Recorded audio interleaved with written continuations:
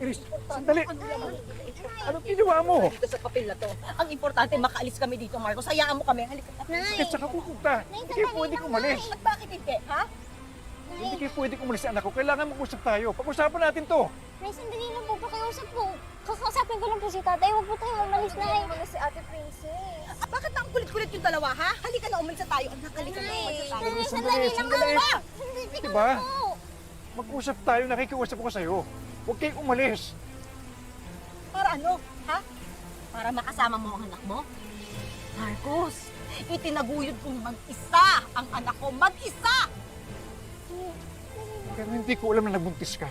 Kung alam ko lang, dapat tinulungan kita para itaguyod natin siya, di ba? Hindi mo naman sinasabi sa akin, itinago mo, inilihim mo lahat.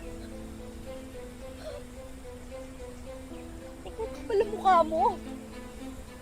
Kapal ang mukha Nay, mo. sandali, Nay. Para sabihin sa akin na kapal na. Tama na. Tumigil ka na. Ba, Marcos, ang meron kang asawa, ha? Nakakalimutan mo na tayo nagkasala. Ha? Alam ko nagkasala tayo. Pero huwag mo lang itamay pa si Princess. Tama na. Tumigil ka na. Tama na, Miss. Tumigil ka na sabi! Ayaw mo ba? Ha, Marcos? Tama na.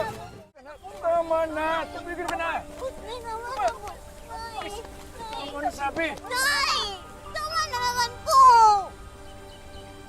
Tama na, Nay. Makinig naman kayo sa amin.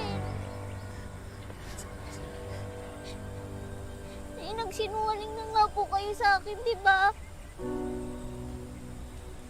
Tinago niyo na sa akin nung matagal naman nung nabuhay pa pala yung tatay ko.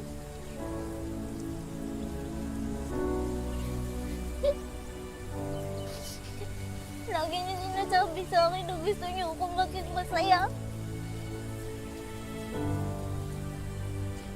Eh, nandito na siya, oh. Parang kong magkaroon ng ama, di ba? Hindi naman po ipagdamot sa akin, Panay. Magiging masaya po ako pag nakilala ko si tatay.